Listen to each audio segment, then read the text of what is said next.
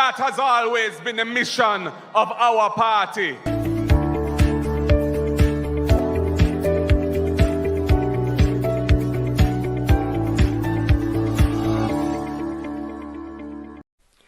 Welcome to Hazelwood, nestled on 1/3 acres of land in Ingleside, Mandeville, Manchester. Let me take you on a tour of this fully furnished 3-bedroom, 2.5 bathroom cottage. Here every corner exudes warmth and elegance. Spacious rooms bathed in natural light, wooden floors and a functioning fireplace all come together for that perfect blend of comfort and tranquility.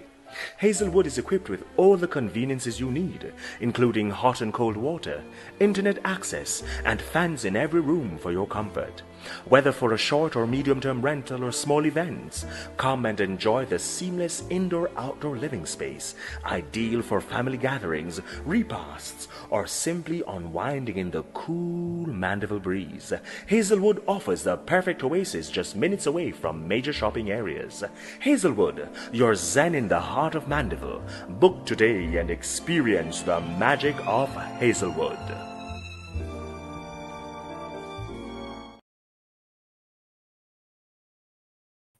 Hello, JPU family. Welcome to another episode of Jamaica Politics Uncovered.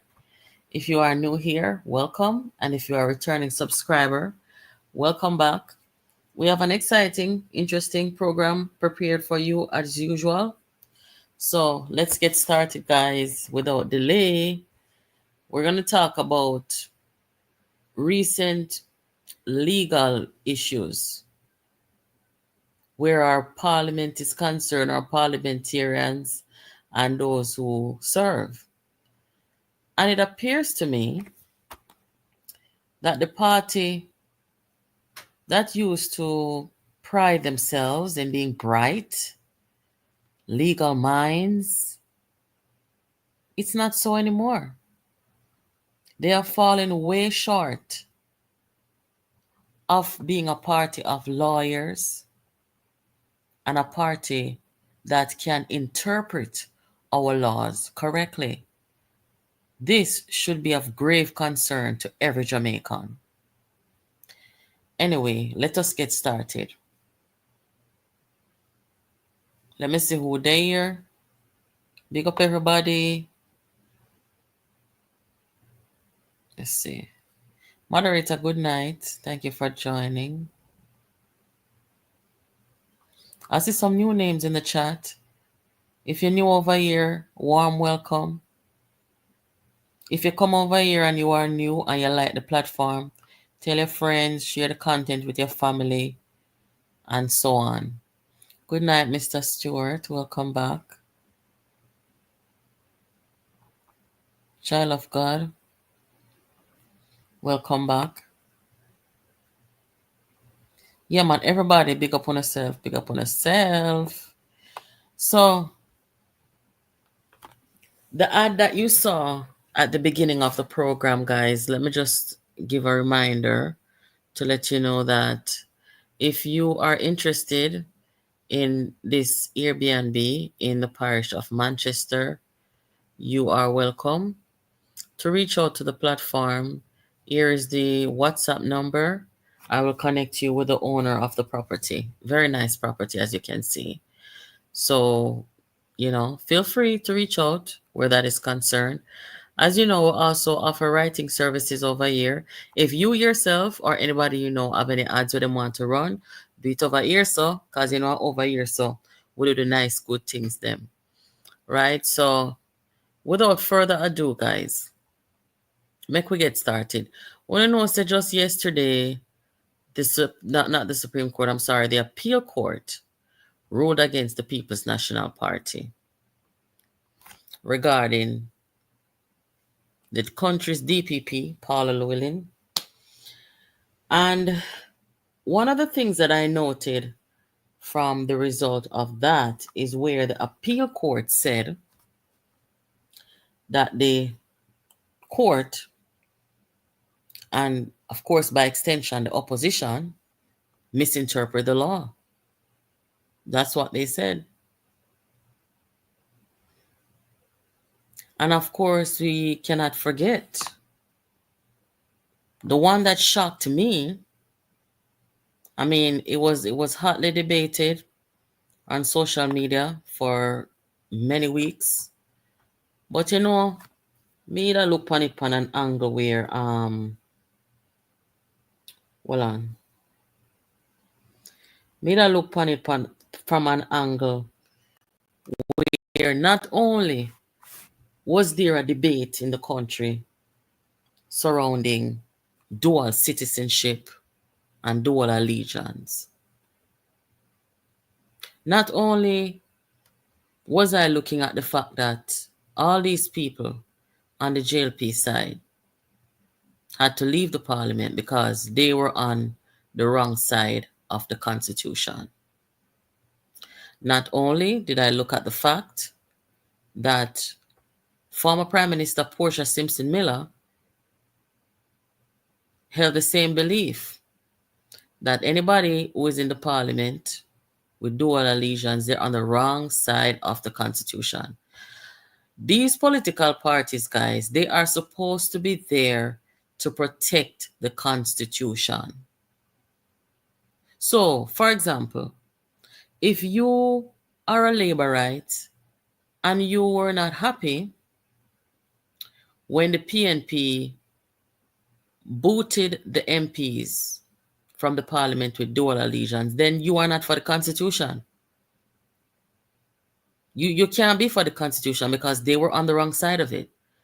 And so when they were booted, they had no choice but to resign and leave and come back, and that's how that works. And then we had these lawyers came out in this time saying, listen, this is not rocket science. It is not a big deal. I mean, it is not a big deal to the point where this should even be a public discussion. The Constitution is clear. And then we had the lawyer, the PNP opposition leader, him say, a lawyer, who said he was standing his ground in his dual citizenship. Why? Because he said he was on the right side of the Constitution. Remember, good enough people, Mark Golden said that he was on the right side of the Constitution. He was on the right side of the Constitution because his interpretation, the only other smarty in a PNP when at the parliament where come out can defend him are the one when named Angela Brownberg she. Because we are not, remember, in a Jamaica, bad to bad, most of we are not dunce. Right? So out of the 14 members of parliament, them, on the opposition side, and this woman alone must stand up there defend the man and him dip on the wrong side. Him misinterpret. Even when them hear the man attack foolishness, attack about say it only applies to people who are citizens of countries that are not in the Commonwealth. And the lawyers them go find all kind of case law and come back and say, see, this is how other countries facing the same thing on parliament handle this thing. We have Australia, must about 50 MP them can kick from out there for the same thing. And this man will come in our country and him misinterpret our Constitution, which is very clear. Remember, guys, we are not liars over here. Me no liar. And most of us had never seen this part of the Constitution before because we had no reason to look at it. Okay? So when I looked at this, when the lawyers them spoke and they must say, this are the part of the Constitution where everybody's supposed to look on, 39 and 40. And when me come, so now I'm going to look over 39 and 40. This thing was so clear to me. Me never need to call no lawyer to help me interpret it because it was so clear. And you see, once you see the words no person, me no need to read no further than this, No person shall be qualified. No person shall be qualified to be appointed It says no person, meaning nobody at all. Whether you come from Commonwealth country with any other citizenship, or you come from USA, or any, no person. That's all you need to see. No, how is it that the opposition leader who says is a liar could have misinterpreted our constitution so gravely? How it go? Me not say sometimes, you can't have, confusion in law. That's why we have appeal court and them something. That is true.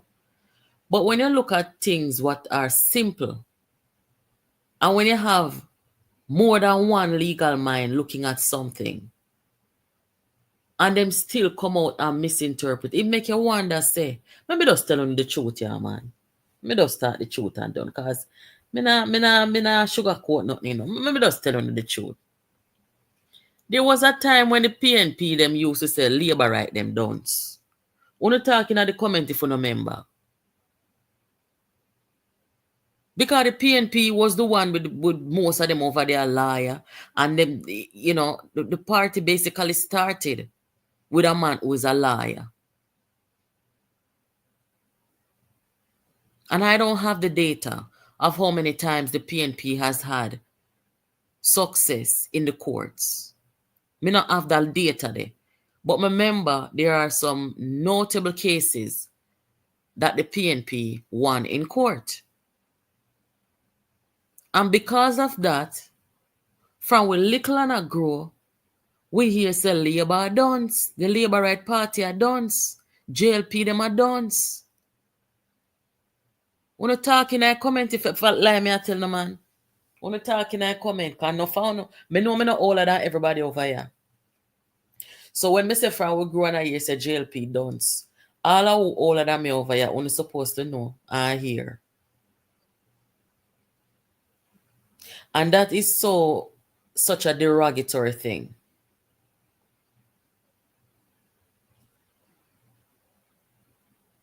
But that is what the PNP used to say.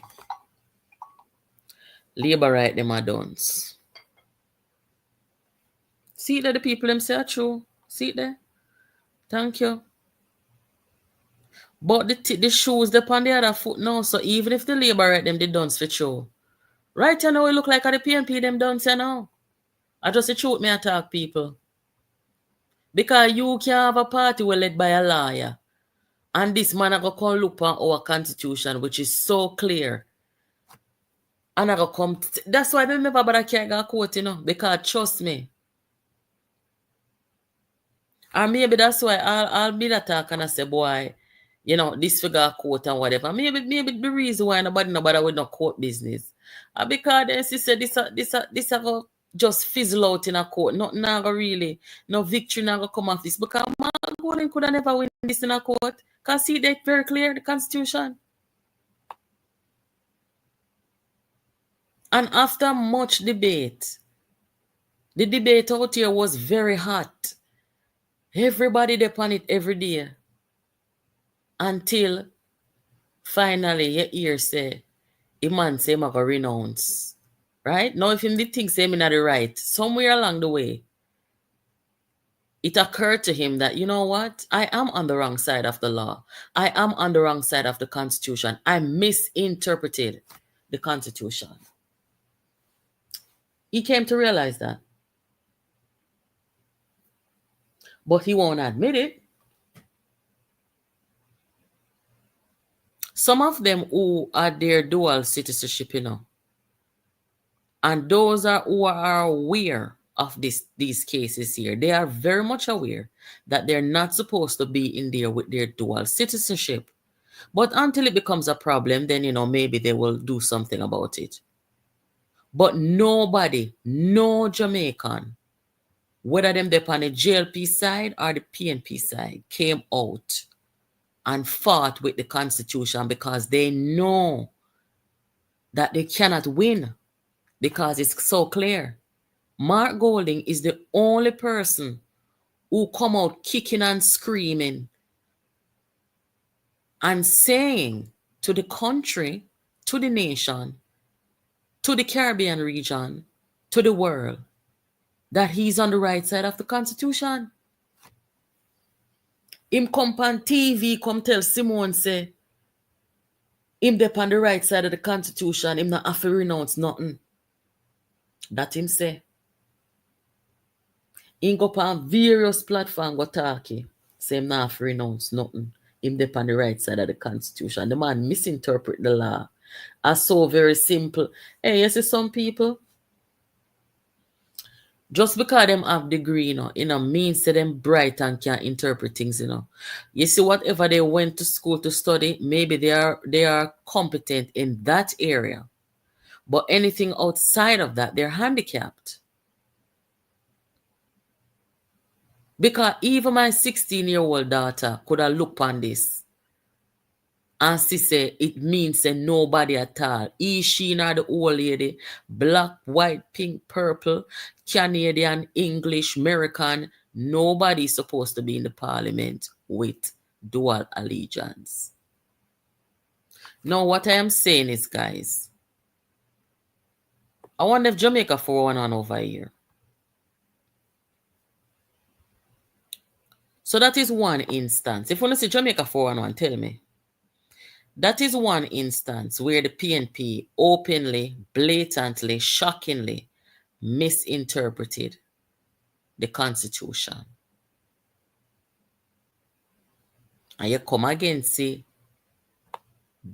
yesterday, the whole thing with Paula Llewellyn won't say happen. Not only did the PNP misinterpret it,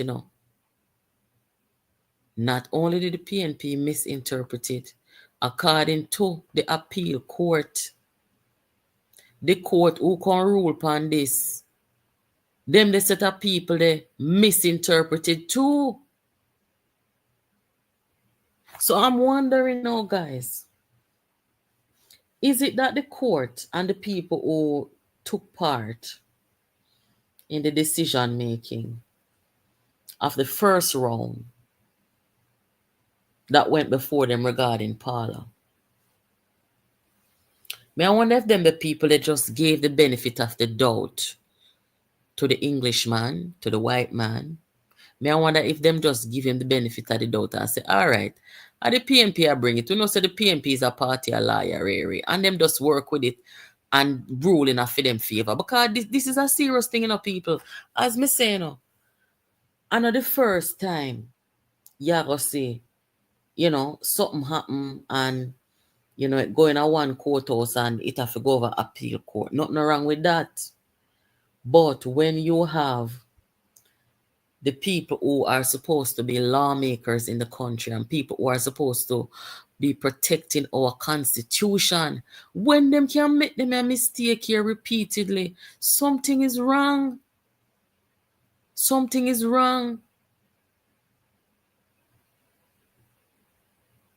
And then now, I wonder to myself if we have to go just start put with faith over the appeal court and just not bother with nothing, because this cannot be real.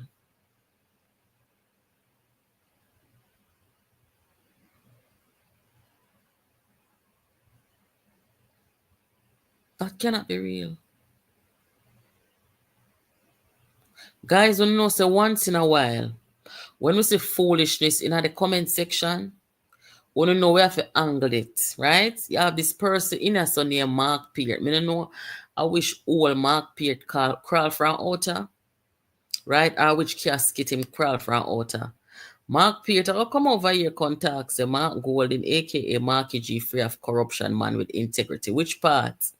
Mark Peart, you want to tell us why is it that the Finance Ministry of Jamaica was shelling out how much millions of dollars, hundreds of millions of dollars to give to Mark Golden and Peter? You can't tell we?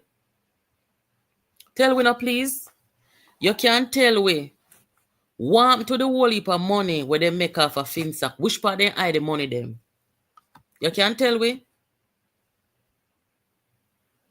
Mark Peart, rest in peace to all of the people them from FinSac who analyze themselves because of the policies that Mark Golding helped to engineer with Omar Davis and fling out people from out of their house, make them lose everything, make them get sick, make them dead, all them stuff. They contact to you about that where your name. You see me unblock some people were there, and this is the very reason why I did block no for them, you know.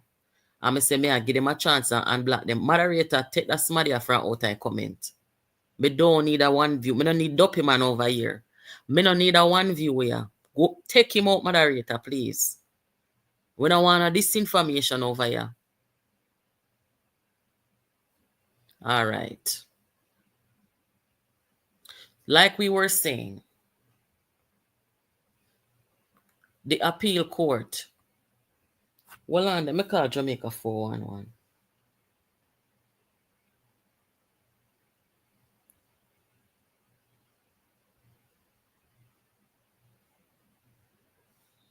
I wonder if she about.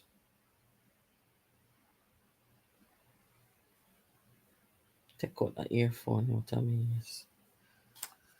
All right.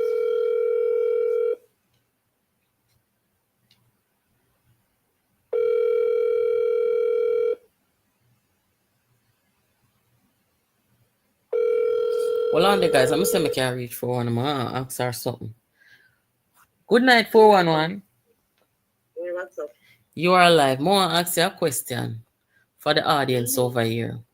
You see the part of the court ruling by the appeal court where they said that a part of the Constitution was being misinterpreted. I believe it was section 2.2. Do you remember exactly which section regarding Paula Llewellyn's case I'm talking about? Yeah, the judge. Say good night to the people them. The people them over here love you. Hello, everybody. Yes, she took me out of my bed. You hear my people. It's not that we don't have manners. Okay. We not keep you Good long. evening, everybody. Good evening. Mhm. No, it's all right. So they were saying that the judges in the Supreme Court, the full court, they misinterpreted what the law said, the one that was intended to move the age from 60 to 65. And what the lower court said that even so, it did not apply to her. And they are saying that they misinterpreted it. She's in the office, and therefore, so what they're saying is from she's in the office, it must apply to her, whether or not she got extension or not. What section you say again? So it's 2.2. I think they said didn't apply to her. Yes, section 2.2. Okay. Yes, and they declared that both sections were Misinterpreted? No, they said they were what they call it, illegitimate, lawful, constitutional. Oh. The two amended sections. Remember, the court had allowed one to one, and said the other part was unconstitutional. And they said it was unconstitutional, if I remember right, because it proposed that it is Paula Llewellyn who is, the DPP, whether Paula Llewellyn or what, but it's the DPP in future that will determine whether or not she remains. And remember, as it stands, or it stood, is when our time is approaching, then she would write now to the, who was it now? Public Service Commission, to let them know that she would like an extension. Sorry, everybody. That she would like an extension, and then the Governor General, the Prime Minister would recommend, the extension after consulting with the leader of the opposition. That is how the thing was worded, as if to say you have to have the agreement of the opposition in order for the approval to be given. Governor General. So what the new law says is that if she elects to have her an extension, then it will be granted. And they had some issues with that because it wasn't about her her election. It was about she asking for the extension, Well, and the Governor General getting the recommendation from the Prime Minister after the Prime Minister consult with the leader of the opposition. That now look like it gone through the door. But in the summary, they said that when I say they, I'm talking about the appeal court.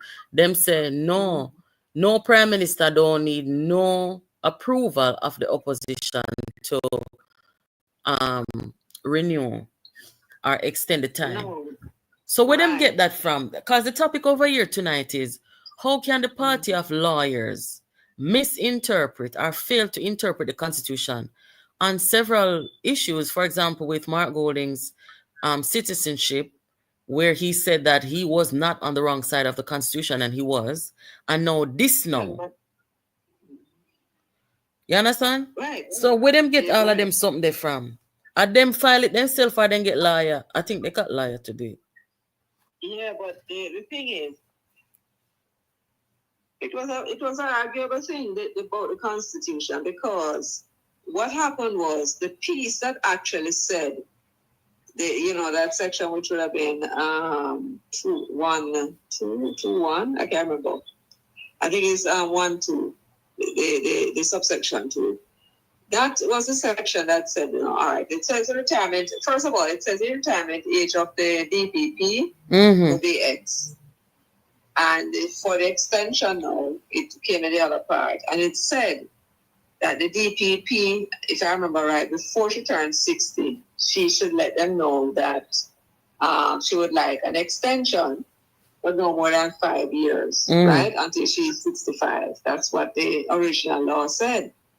For me, I spotted it when it was in the lower court, that what the Labour Party should have done is to have that section that spoke about the Prime Minister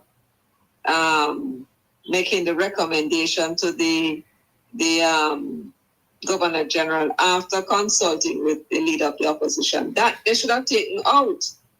And because that was there, when I use the word elect, that the DPP would elect to have her tenure extended, I thought that was problematic. But then should I take the other one out, because it's not one of those deeply entrenched. It's not even entrenched, right? It's something that you can change by ordinary law. And if you look at section 121.1, which applies to the Auditor General, that section is not there. There is no need for the Prime Minister to be consulted in that instance. If me remember right, it is for the Auditor General, I think, to write to I think it's the Governor General, either the Governor General or the Service Commission, to let them know that she would like to have an extension. Right? Okay. I don't know if the Governor General have to consult with the Prime Minister, but it's not the same. I seem to recall that all of these major appointments, originally, you had to consult with the leader of the opposition, and it was a recommendation by the Prime Minister, but they had changed. They changed the one for the Auditor General, but they never changed it for the DPP. So all they had to do is to streamline it. But what they were trying to do, what they really were trying to do, they were trying to add that piece that talked about her election. She elected whether or not she wanted to extend. They were trying to add it so that it would apply to her, because she's the one that was disadvantaged when they failed to have passed the amendment to the Constitution before she reached 60, so that her time would have been extended to 65. Right? Because they had to go and do a constitutional amendment for her and the Auditor General, so that they can also benefit from the from being, pensioned at 65. Okay, I see. Yeah, when they pass the law, every other government worker benefited from it. But those two could not, because it was not the ordinary laws that created their office, but the Constitution. And And it was the Constitution which said what the tenure should be, right? And so on. So that was what happened there.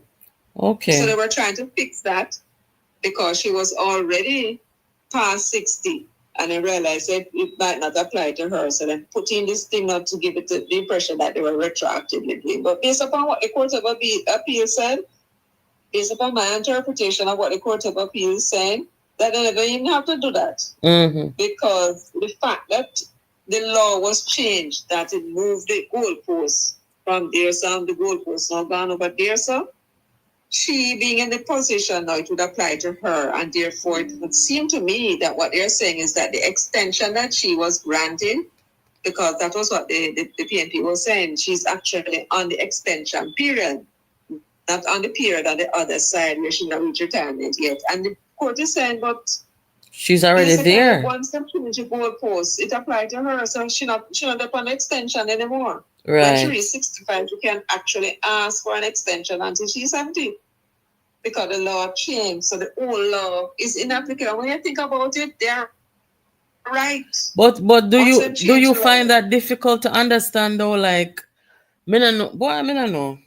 It just seemed like something so simple. No, it's a matter of interpretation. And when you think about the way how the Court of Appeal looking at it, that once the law was changed, how everybody else was looking at it is that the law changed. So she have to go. But she had actually gotten an extension already, so it would not apply to her. But when you think about it, when the law changed, the old law is no longer valid.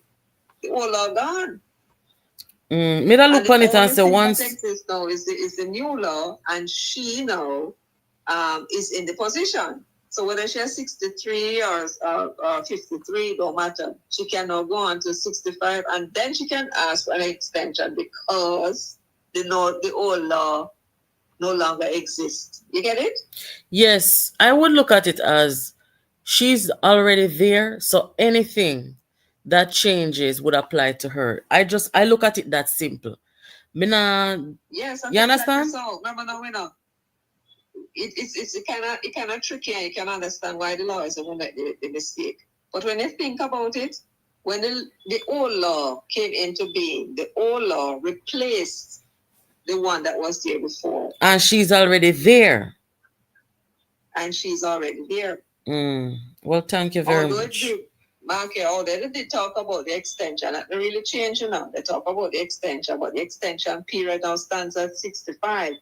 So it's just a matter. And what they did was just basically say, the law changed. It's now 65. So whether she gets an extension, yes or no, that would be relevant. Because it's a new law now that she's operating under. You can't look at something that's gone already and is no longer existing and say, that apply to you. You see the point? It's like backpedaling, yeah. And if you go to the Privy Council and we'll lose.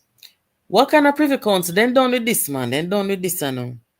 Well, Mark Golding, that Englishman prims up into the parliament illegally. Him seemed to taking this thing very personal. Seriously? Yeah. I mean, I read one article when they were arguing that the government should do an assessment and look into the performance of the DPP under her and compare it with the performance of previous DPP. I said, what the hell is this clown talking about? Which law they was going to use to do that? Government can't do that without law, you know. Every action that government takes, there's a law that they have to follow. Jamaican? And if there is no law that permits you to do something, it means you don't have that power. That is the rule, you know. Jamaica must be puppy show country, man. Look here, people think, you know, that if they look in the Constitution and the government wants to do something and look in the Constitution and the Constitution don't mention it, then believe so the government can be. No, that's the thing them can do. Once it's not mentioned in the Constitution, so this is what you can do, you don't have the power to do it. You have to make the law now or change the Constitution to give yourself the power. Before I let you go, just briefly, that is an interesting statement where you just said a while ago. When him talk about performance of, not just him, when people, including the former opposition leader, Dr. Phillips, when people talk about the performance of the DPP, what is it that they expect More prosecution or more corruption prosecution or both?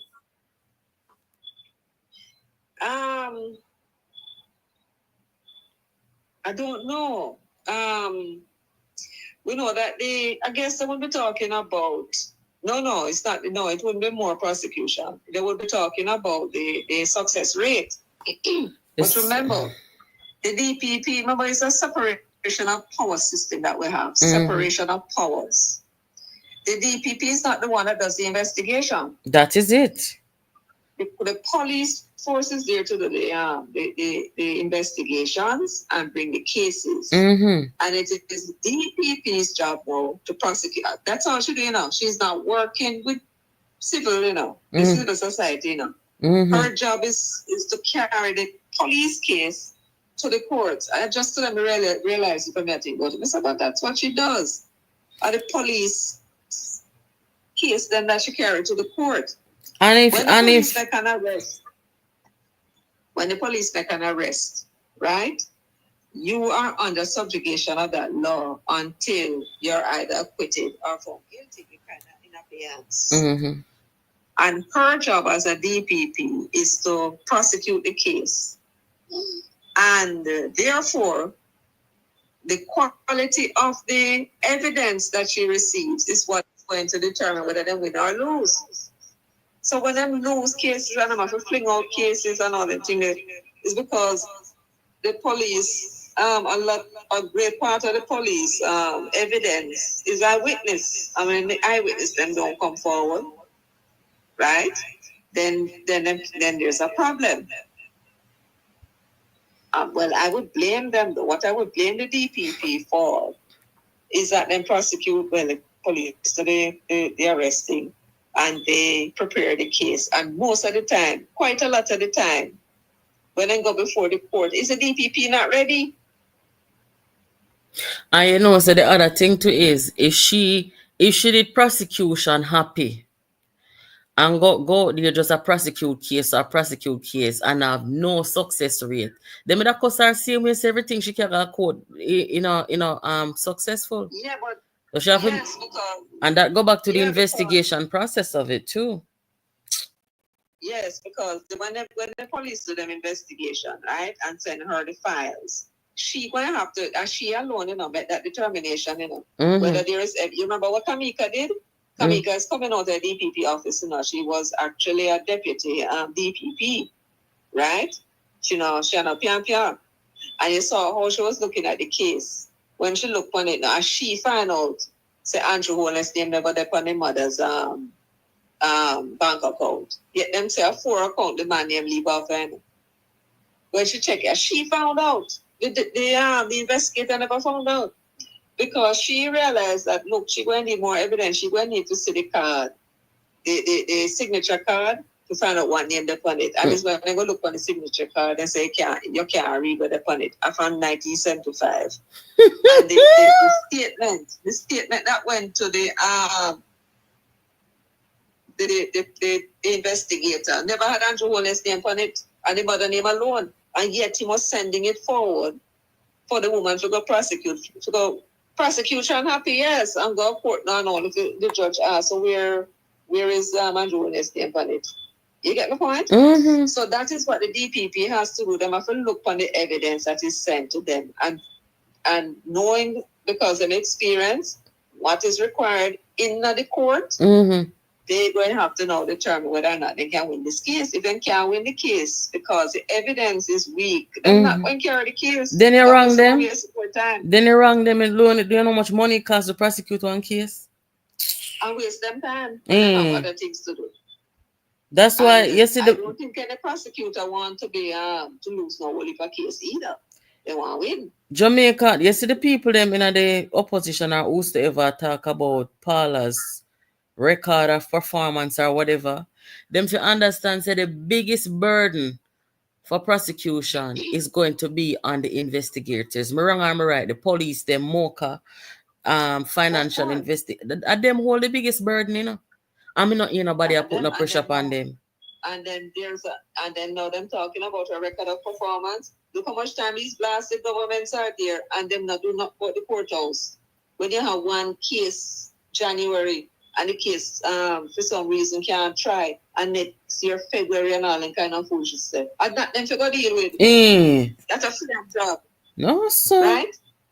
You're supposed to be able to can go in the following week, especially if the lawyers them schedule can work with it. Oftentimes it's a court schedule where thing stretch out so. For sure, man. We were there. We had the experience of it, and this is the civil side of it, right? And we could see that in some instances it could have get the thing going in terms of the schedule of the lawyers then. Right? And the judge had the time. All right. Well. In the criminal case, they don't have it on the calendar, and they refuse. You have the population more than doubling. I don't even double the amount of courthouses and judges. And that them to do. For sure. Somebody in the comments said. Somebody in the comments said they might try to work out which seat you're forgetting at the parliament. Are you aware? Hey. Restrictive. Are you aware of vote for? You can't talk when you say foolishness of one. No, sir. You know, it's time to make for the join the PNP. 3 times. I'm going to change my mind. We forgot start your campaign, man. We are talking. We are should be in the race next year. Next, I say if we have to lift you up and carry you, we are should be in the race next year. Yeah, so that's too restrictive. More restrictive. All right. Well, thank you. Work with too much people, and every one of them, everybody have their own interests. True. So you can't get nothing done. Yeah. And then even when you decide that you're going to something. Right? It's as if them think, as a politician think that ideas are something that too much, so them have to only stick with few. Well, I thank you for stopping by. You need a comprehensive thing. Thank you for your analysis, and thank you for stopping by. We will catch up. Yeah, man. The people them say good night. Yes, thank you.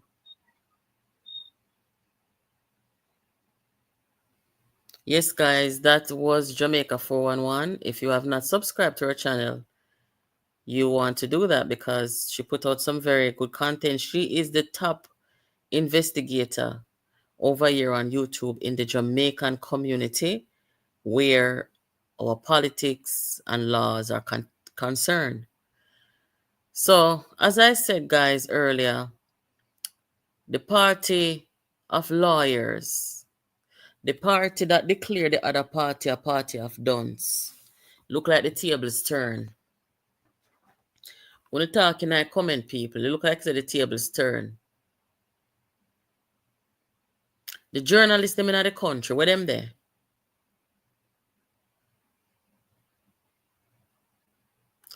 This is why the government employed lawyers for the JCF to help in the preliminary preparation before it is submitted to the DPP. Yes. We need to talk more about this aspect of, well, this has to do with crime, so we should be talking about this when we talk about crime in the country.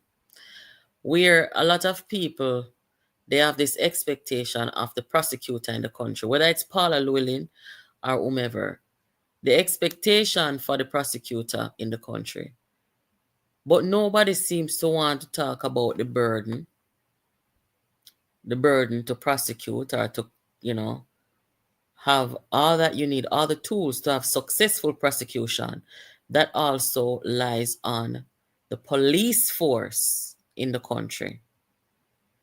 And can I tell you guys something? I don't know how much I want to agree with this, but I think that in Jamaica, I don't know if I can say this for 20 years ago, but today in Jamaica, our police force do very good investigation, They do good investigation. We have seen some high-profile cases in recent times where the police, when them put their shoulder to the wheel and decide to do them work, them do a good job. So if we want to have the conversation as a country about prosecution, successful prosecution rates, we ought to talk about this and call for the police to come sit at the table and call for the DPP also to come sit at the table, opposition, government and everybody to come talk about it, because Unago just put the burden upon the prosecutor at the country alone. It does not matter to me if it's Paula or anybody else who is there. This is not just a burden for the prosecutor and the prosecutor's office. And so once we understand that, then when crimes are committed and them something, we start to work with the police. Or maybe the police also has a responsibility to help the people them to have the trust where they should have in the police force and the police system. Because I'm telling you something, you see in America, yes, so as a pin drop next door, me I call 911. All if me don't know what going over there. From me hear noise, if me hear no noise at all or no commotion, or if me see anything that is off or strange, I as a citizen and as a good neighbor has a responsibility to call the police, to report what I see, what I hear, what I know. Because God forbid something are going in my house, me want a good neighbor to step out for me. And that is where it all begins. That is where justice starts. That is where justice starts. So we talk about justice reform and we're talking about crime fighting and crime solving. We have to don't leave out the police and those detective and all them people there without investigation. Them should have been the best of friend with the DPP in the country.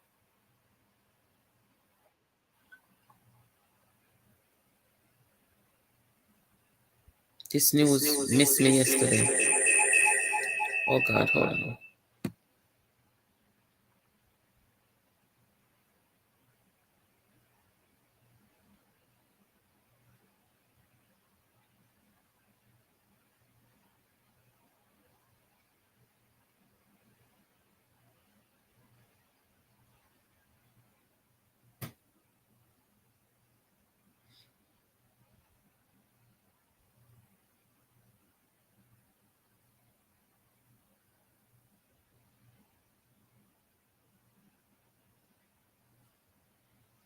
This news missed me yesterday. Me not even did know say Leoda Bradshaw was denied bail. I saw it this morning.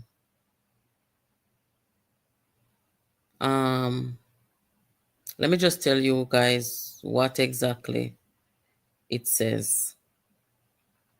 This is one of the cases, one of the high-profile cases in Jamaica that was properly investigated, swiftly investigated. Says the U.S. Navy Petty Officer Leoda Bradshaw and their co-accused had their bail applications denied when they appeared before the Supreme Court yesterday, Friday. Bradshaw and 3 others are charged with abduction and unaliving of 10-month-old Soraya Paulwell, the daughter of Member of Parliament Philip Paulwell, and her mother, Tashina Patterson. So them people here apply for bail. There were some of them who they not plead guilty, then take plea deal. Some of them take plea deal and tell upon the other one them. So them don't get for them sentencing already, if I'm not mistaken. And you have a couple of them where them never take no deal and them something there. So breaking news. I did not know. I'm 1 day late. Leoda Bradshaw has been denied bail. Likewise, you guys ask all the time, what about Silvera's case? There's nothing new to report because he too was denied bail the last time he went before the courts. Jollian Silvera is the husband of the late Melissa Silvera, who was unalive in their home. It was reported that she died peacefully in her sleep. She had some kind of illness, maybe. She died of natural cause. But we found out weeks later, after an autopsy was done, that Melissa was shot 3 times. The People's National Party, led by Mark Golding, tried to cover up this murder, people. They tried to cover it up. They didn't want the public to know. But the autopsy told the story. What a sad situation. Justice for Melissa. Justice for Melissa. Your wife style this morning, I see it. I say, wait, they never know said the woman I got caught. I go read look a bit more into it. Because I don't know what she's waiting on to accept to go plead guilty and them sit. She didn't even go plead guilty, man. Me not like wickedness, man. Or they really gonna kill a little baby and them sitting there. Damn foolishness. That is one of the cases that Paula Llewellyn, as the country's DPP, presided over. Some people hear about prosecutor work and think it's easy work, you know. Them sitting here can stress you out, you know, and depress you, you know. When you get up every day and you are dealing with, as the country's prosecutor, some of the most gruesome crimes,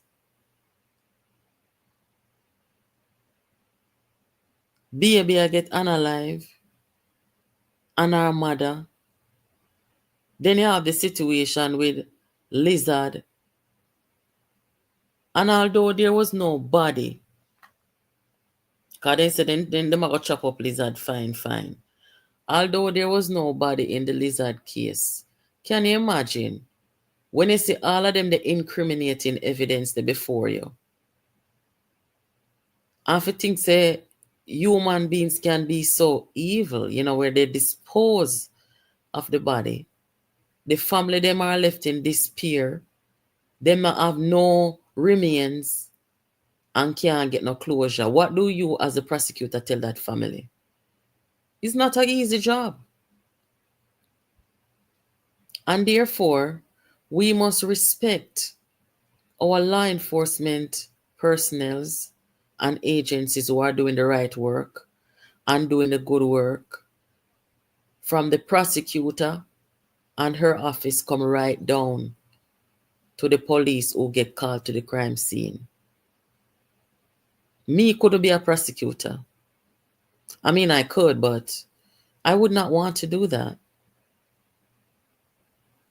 I don't want to do it. No, sir.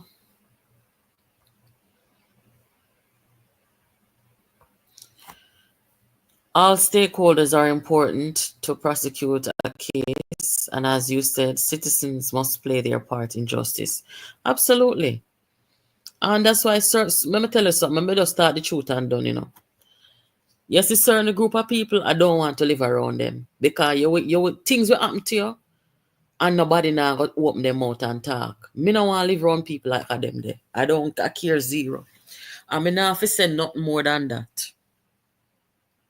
I don't want to live around nobody who believes that when them see crime, they must not talk. Or when time them suspect say something bad is happening. You see, same like how I say the little girl, me I call her little girl, she at 21. You see, same like how I say the girl I run from the transmission where there. And me I go about my business. Me don't know her from nowhere, me don't know them from nowhere. But me sense something bad is happening. And stop my vehicle and help the girl and buy her ticket for she go to her family them. And even though she said she don't want to go to no police and rare, I had a duty as a citizen to make sure that girl was no longer in harm's way. And me feel like so everybody must look on life because you never know We live in a world where bad people exist. And so you never know if you may find yourself in that situation, or any situation of harm. And you don't want somebody to come testify. You don't want somebody to report to the police, somebody to come talk with them say, because that may be the only way that you can get some justice. So yes, our subscriber here, Mr. Trev, all stakeholders are important to prosecute a case. And as you said, citizens must play their part in justice. Absolutely. The Jamaica Constabulary Force, I feel, they have a duty, long overdue duty, where they need to go on a campaign, long-term campaign, where they try to gain the trust, the full trust of the Jamaican society, where reporting crimes are concerned, where people feel confident that if they come to the police and tell them something, they are not going to endanger their lives. I know that in Jamaica, they have a decent witness protection program. I know a few people who have been in the program. And some people some people are the weapon that form against themselves. Me also know 2 people who did in the program and then come out and go dead. But when they made in the program, I don't want to talk certain things, but some of them are them best life they living at the program. Because then get out, one of them women know a big house them put him in a live. Have all good Wi-Fi. The only problem with him did have him say him feel lonely because we sure them put him never know nobody and then sitting there. But he say big comfortable house and best life. So them have one decent protection program now. Me don't know about the money part and sustaining where like say for example somebody who is in the program, they can't go to work clearly because of their safety. Me don't know how that part they go, but I know they try their best. You understand? Noel Maitland. More want to know how much longer that the case there I go stretch out before it get prosecuted. Because so the girl mother they on my social media page, the girl that died. I mean not tell a lie. Me have to unfriend the woman. Because when me log in on Facebook and see the woman in my newsfeed a ball for her daughter, a ball for closure, me can't manage. Me have to take her off of my page and pray for her.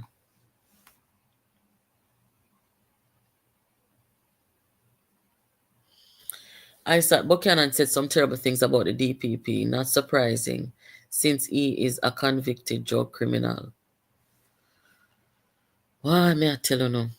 You see, what happened with the DPP It sent a very serious blow to the opposition and their operatives. Even right now, them can't come to them senses. And you know why? Because of how mean, of how disrespectful, and how they personally attack this woman and in front of the world.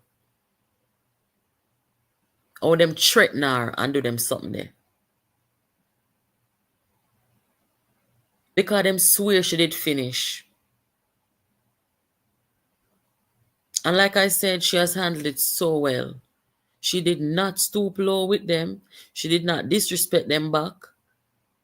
And she could have gone bad. Because of 40 years she had to her work for. So she has earned that. She has earned the right to stand up for herself. And stand up on her record. Even when them think it's not a good record. But she never did that. She remained the woman of class that she is. And you know what? Used to hurt me? When me hear, because I have criticized some things about the DPP, guys. I have.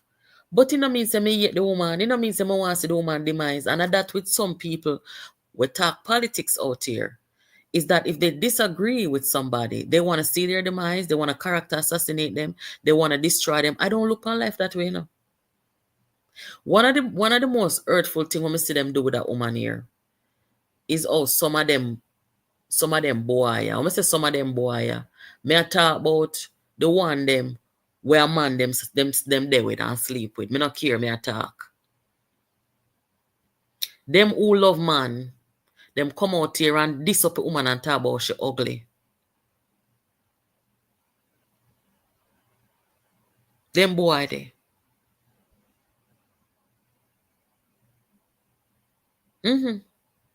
Nothing hurt me more than that. This woman has worked so hard. She school herself. She have all her picnic late in her life because of her career. And the woman hold one of the top jobs in the country. And regardless of what, even if them don't agree with the woman, which part you come from, I come talk about say the woman ugly. Eh? If you don't want to go and sleep with man, you don't go do nothing, but don't come out here and come bring down a woman but say the woman ugly. Eh? You know, out of man, them something them in a like. That's why I say certain things I can't deal with, you know. Certain things I like, certain things me can't. Certain people I don't want to cross path with them because them do some things will make you have to really and truly wonder to yourself. And when you look at those people, those are the people who don't have no relationship with their mother. They don't like their mother, they don't respect their mother. They're not a woman in their life where you see them deal with like females. I don't know if it is that they didn't have any positive female role models in their lives, or if the female guardians them in their life give up on them, or whatsoever. I don't know. But when you say, man, come out here, and me have gay friends, you know, male gay friends, you know, decent ones, and they would never attack a woman, and especially a black woman, a professional. And even if she's not a professional, they're not going to come out here and come talk about, say, oh, the woman ugly and favor this and favor that. Me not like their style, man. Me not like their style. Wham, should the woman have a lace front wig? Should the woman bleach out her skin? What about the woman is ugly?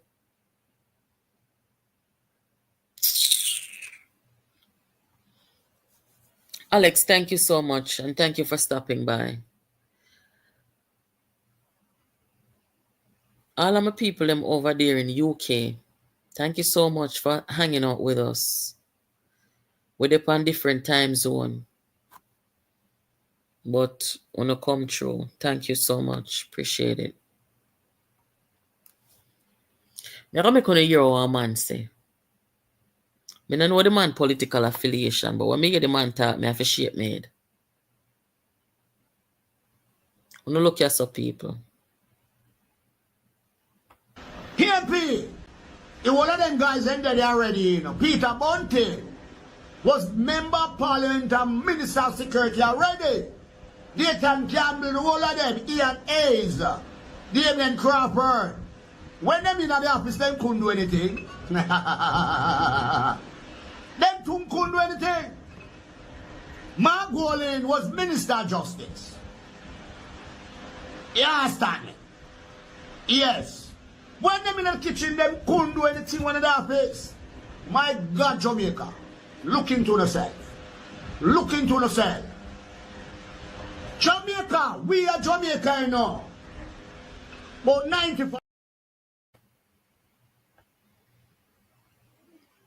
In talk, you know.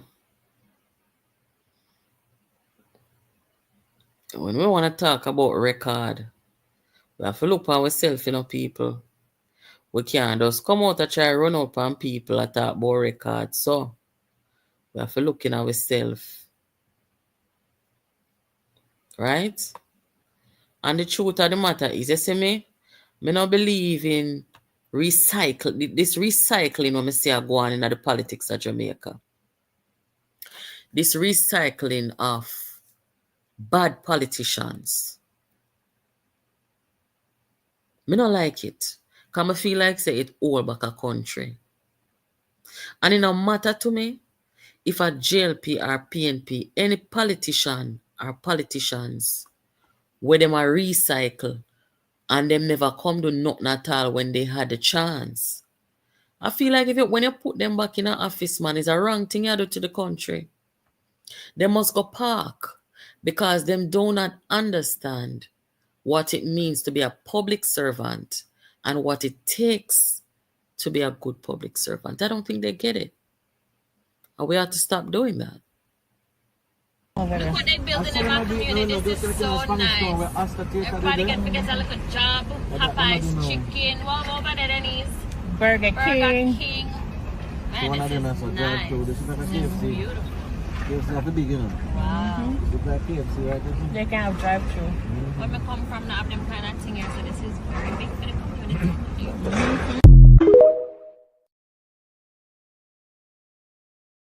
Jamaica bill up. Nothing wrong with that. Yes, guys. So, one final question to you before me leave you so tonight. Somebody asked me this earlier, and me have to go with the biased answer. Which now that Christmas is upon us, me see some more heap of good things are going. Me see a lot of the MPs, them I do them treat. And I don't know about you guys, but I absolutely love to see at Christmas time when the little children them come out and they treat them and them and get them little gifts, and it is such a beautiful thing. I remember back in the day when I was growing up, we used to live at Greenwich Farm one at a time. And over Grace, Grace would they write this up on Marcus Garvey Drive. Grace used to keep one of the best treats in the country every Christmas. For the community, guys. And at Christmas time, when we put on we nice clothes and go over there, and them have the bands, them over there play, and oh my gosh, it was so beautiful. And everybody will leave with a little bag with them little this and that, and oh gosh, it was such a nice thing. But me love Christmas time for see the kids them, especially kids them who, if I know them look a community event here, them not feel like, it's Christmas and celebrate like the other kids do. So it's good. Me see the Prime Minister do it, me see a couple MPs do it, it's nice. But what me I say is, which part in the country you think the bestest grand market keep for Christmas time? Which part?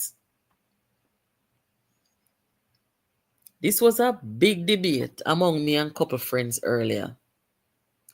Which parish or which grand market are the best grand market at year time? Linstead Market, that the mark, here the one come talk about Maypen. Here the Maypen, here the Linstead. Me never say them there. Sorry. Me say Mandeville.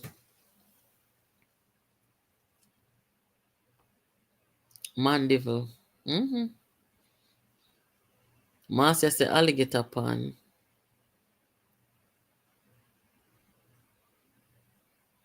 Mark Stewart say Balaclava. Brownstone. I've been to Mandeville's and I've been to Brownstones. Me always hear good things about. As a matter of fact, this debate that was had between me and my friends earlier, I think majority said Linstead. Majority said Linstead. Brownstone did nice. It's just that it was a little smaller than most. At least them time there.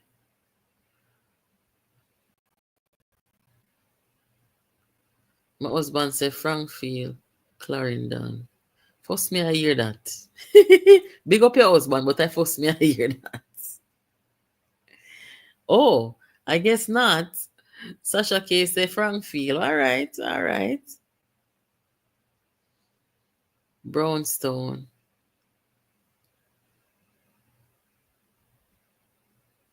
Okay. Manchester. Let's see. Christiana used to have it, and out of Mandeville. Mandeville one did big and nice.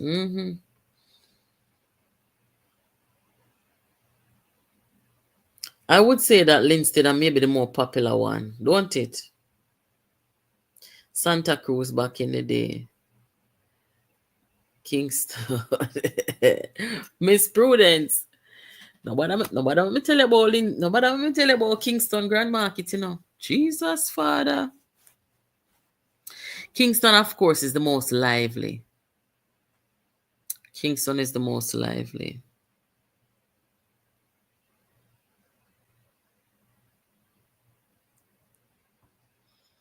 Frankfield.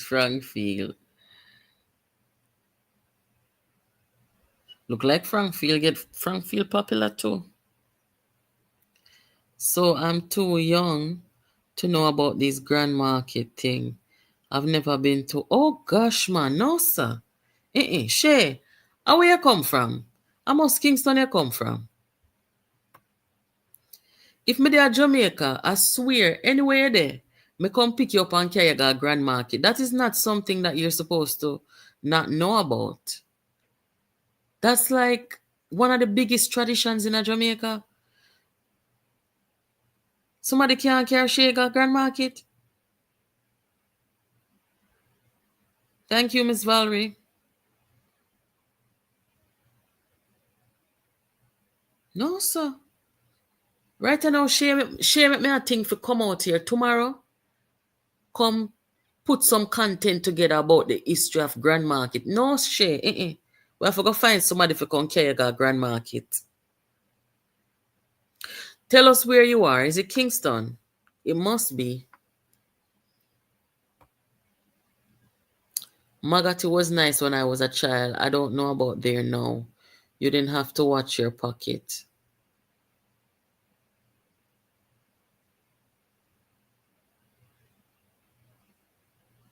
Yeah, man, Shay, you're missing out. You got to get to Grand Market. Anytime you get a chance, check out Maypen Grand Market. It never flop. Okay. I sure will. The whole Grand Market thing, I'm sure that it has changed a little bit. But in the country part, them, as we would have called it, it's still a statement, a Christmas holiday statement, and a hallmark of those communities.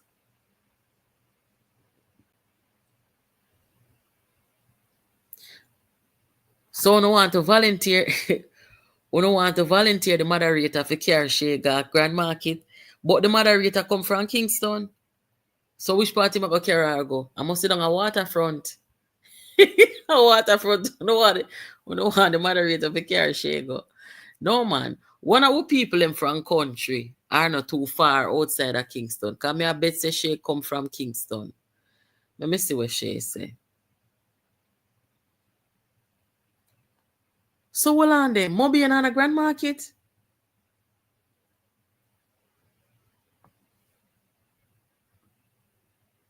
I hate Grand Market night in Mandeville because I cannot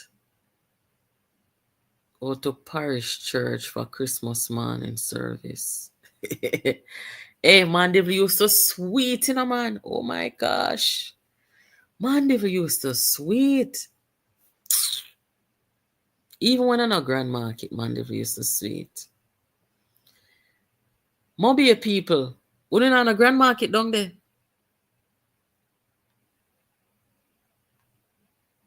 Marva says she's a Kingston. And Marva, you don't know about Grand Market?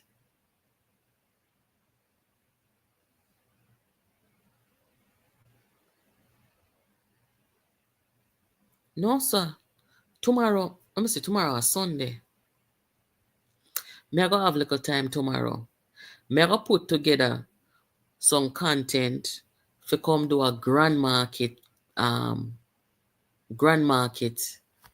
education out here.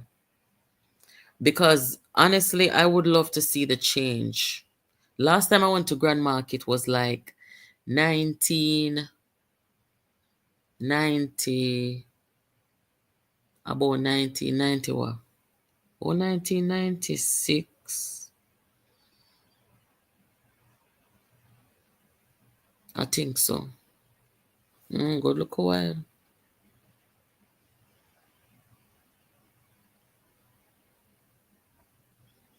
Manchester has the best park for Christmas. No doubt, Miss Love, no doubt.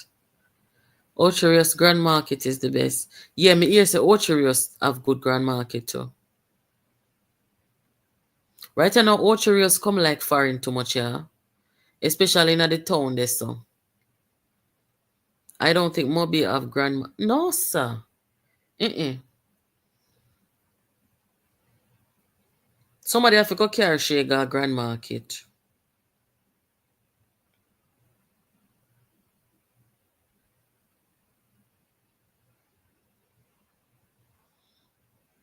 A pure Risto go to Moby Market.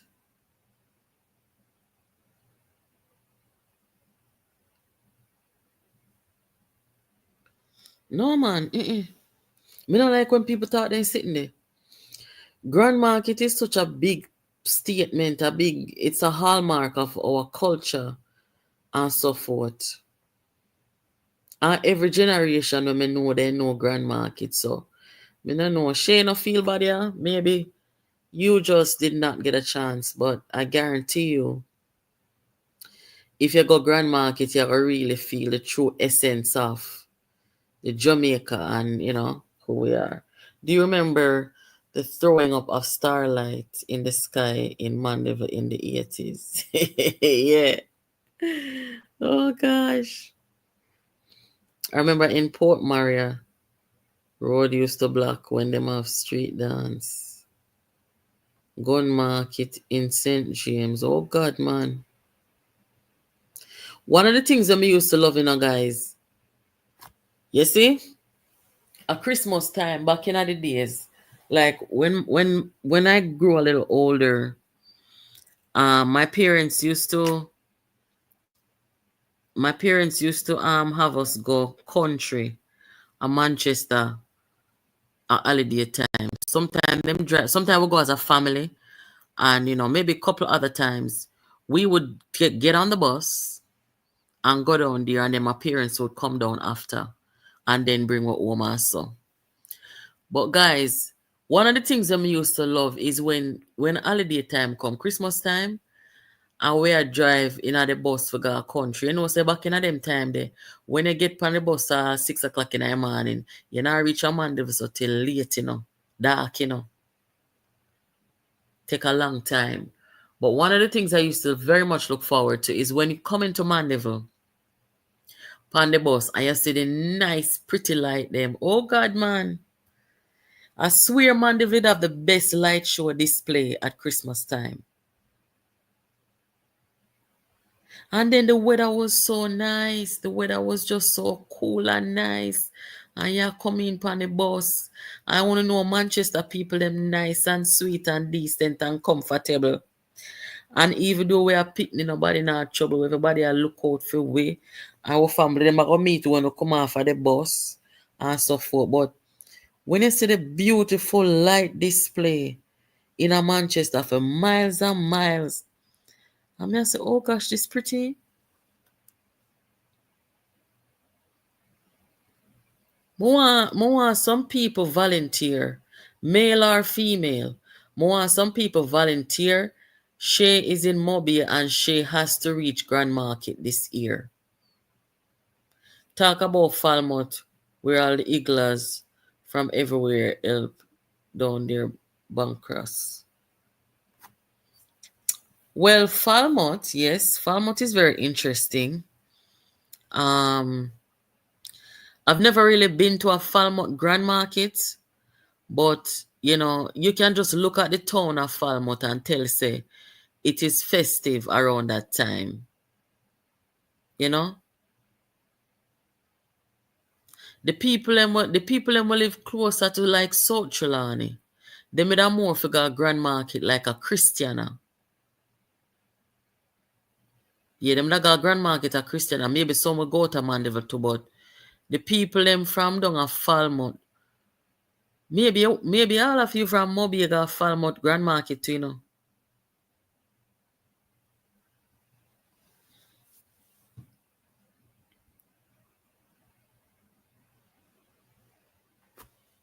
Alright, Shay, which parish your Grand Market? Yeah, that is a very interesting question. Which parish should Shay go to for Grand Market this time around?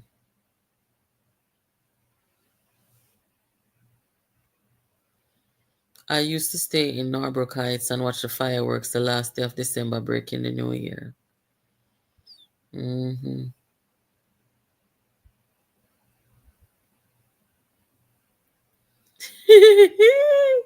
Yeah, this a mix up. Mix up. Oh God. I don't care which parish as long as I get to experience it. Falmouth is a good one, and I also think that Falmouth has a very safe market in this time. Very safe. And if she's in Moby, then I just one straight road she'll come down. For come down on Falmouth. And in a far. Mandeville has the best lighting and decoration across the island. Yes, Leighton for a long time. Matalan used to have a house on Long Lane Road, the road leading to Stony Hill, and he would have a firework every year. Yeah. Junction. Falmouth was very big one time back in the 80s and 90s. Yes. Mm-hmm. You know what I like about Falmouth? Falmouth, over the years, we see them try to do some, renovation and kind of keep that vibrancy about Falmouth. But what I like about what they've done with the town is that they have not renovated it to a point where it takes away from that historic, quaint look. You know? It still maintains that historical part of it. And it's a nice little town where you can go sit down and, you buy a patty or some fruits and you sit down and, the little square right there, sit down and look out and enjoy yourself. I remember a couple of years ago, me and my daughter was traveling and we missed a plane. Me say I was so mad that day. You know why I did mad? For see how my daughter did glad that we missed a plane. And she have to come and go to school, So when I come back, me already turn in my rental car and everything. So when we miss a plane, luckily we never did travel heavy. So I just take a bus. Me never want to take no taxi. And I did feel so down in my spirit, But me say me ever take one bus and sit down and just relax my mind. And we take the bus from airport, go down a Falmouth where my family would meet me and, take me back to the house. But we take the bus and go sit down in a Falmouth. We did it for about 1 good hour. I want to really sit down and I look on, just the way that it was at that time, which was like, 6 years ago, I think. I mean, I say, but so them people are smart. Anybody will revitalize the town. Them don't do it in a way that it looks so modern that you forget the history that's there. And I like that about Falmouth. Really love that. You're not missing nothing. Stay home. I want to make Miss Love say that. No, son, I said that. No. You have Grand Market where she can go and it's still nice. And I think Falmouth is one of them.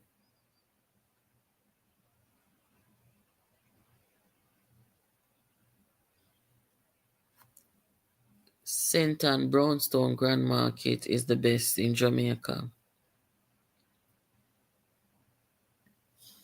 All right.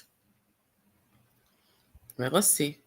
There's a house in Mandeville close to Winston Jones Highway. Christmas lights for days. Yeah, man. Never seen a light pretty so them time there. I can't give out my identity like that because of the PNP. They want my head.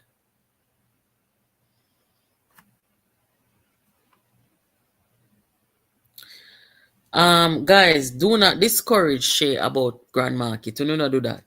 That's not nice. All right. So, see the number here. Contact me on WhatsApp. Shay, send a message. And our subscriber who will take you out to Grand Market. Send a message or call me tomorrow.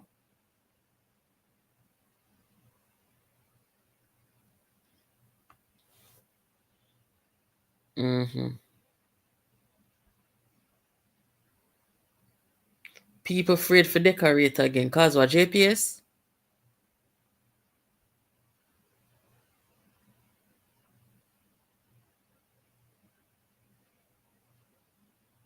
Yeah, man, John Black. Just send me a message on sitting there. WhatsApp or call me.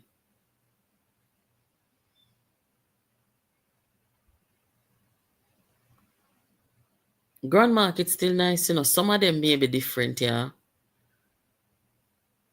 Some of them may be different. I'm sure that, you know, in some places the politics may play a role in, you know, how the local city present Grand Market and what the atmosphere and what go on. Christiana is a smaller town, but Christiana Grand Market used to nice.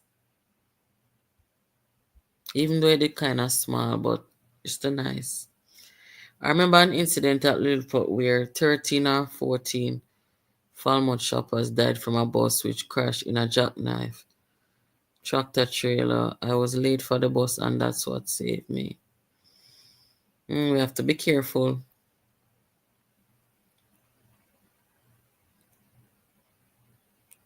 Nice. Grand Market. People don't really talk about Grand Market more say anymore. Or is it that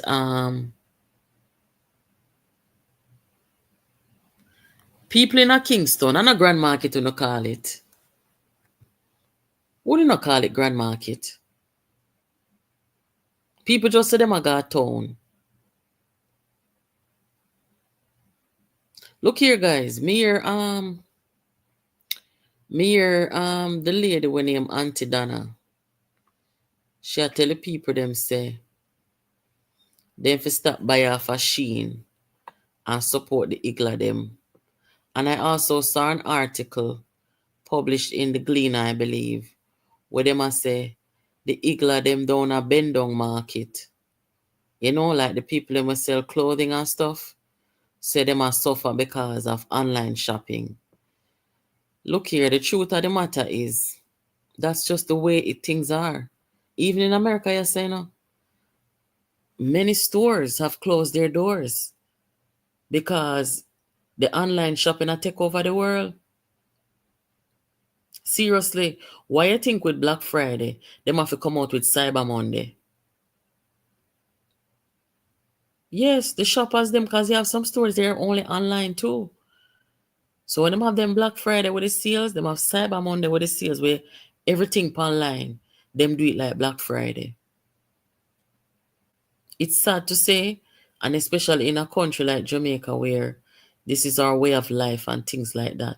But people have to just find other ways and other means, yeah, man. Maybe if you're a higgler and you sell clothes and sitting, what more online store?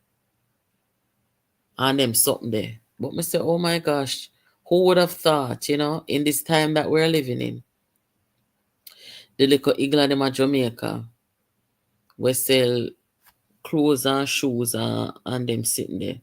Them are balls to the online people. Them are, no, sir. They must go find one of that way. I don't know. Because I don't know about Jamaica right now. I know so we used to go PLS out of Mandeville. But right now in America, the PLS store them lock. Yes, the whole of the PLS store them in America lock.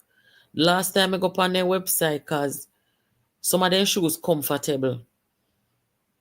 The last time I go on their website, them say the website is down, everything over Amazon, but they're reconstructing their website. I don't think they're ever going to open another Payless store in America.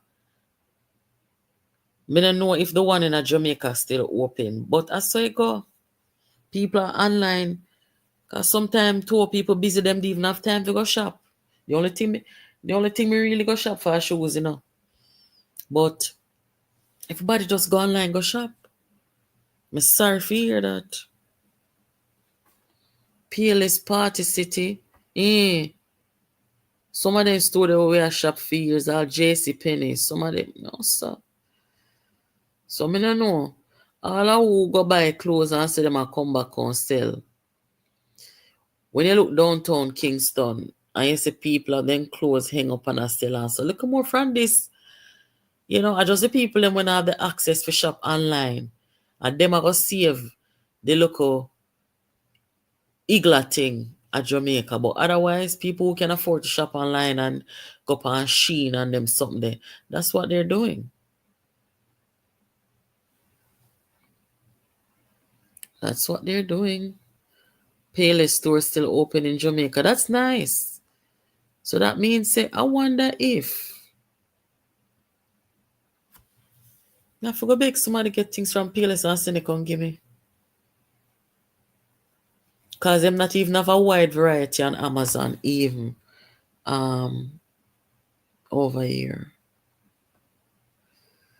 Those were the things we bought at Grand Market back in the day, yes. Jackson, all sort of something.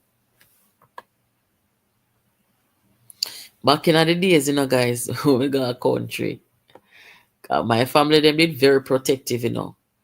If anybody can left them picnic down there or any picnic at the yard, and one set of people, them would just left for people picnic, you know, they monitor them like satellite, you know.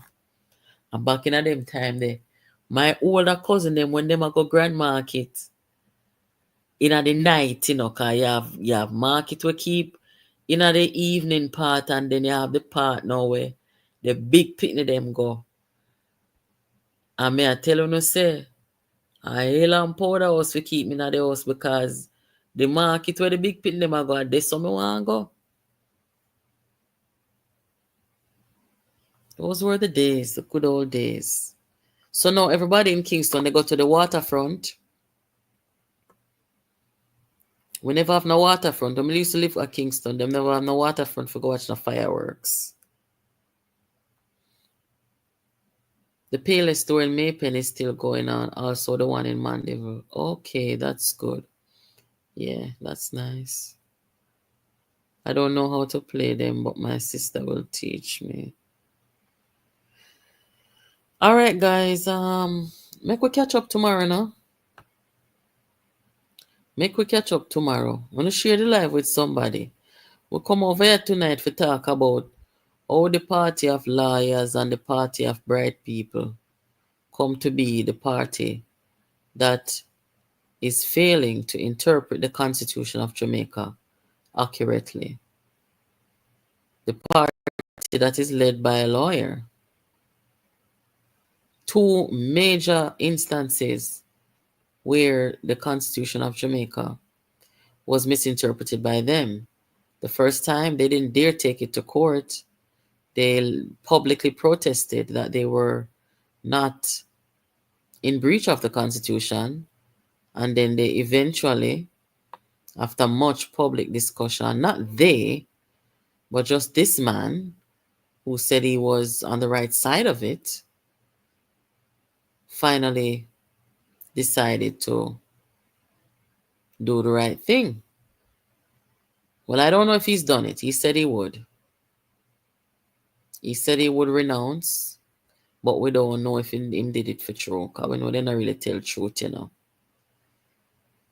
So, and then just days ago, or yesterday rather, we see them come again and get shut down in the Court of Appeal.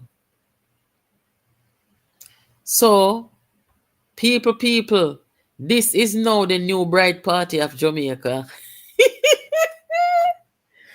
Lord have mercy. If me not get trouble, me not feel like myself. Guys, look at this. Look how the tables turn. The party of bride people, the party of lawyer, the party of KD Knight, PJ Pattison, Donna Scott Motley, the party of lawyers who say them bright from when, and deem the Jamaica Labour Party the party of dons. Look at this. The tables turn. Eh? I only know one get Andrew Flowers. Lord have mercy. What can go so? Eh? Anyway, guys, you know, share up your content. Share. And I hope everybody is having a happy holiday season. Be careful out there upon the road, guys. You know, this is the time of year where people do crazy stuff, like, you know, drink and go drive and them sitting there, and, you know, be careful out there. I want everybody enjoy their Christmas and make it out in the new year, people. We don't want no bad news. We can't manage no bad news. We don't need it. All right, guys. So make we catch up. Have yourselves a good night. Take care. Thank you for joining.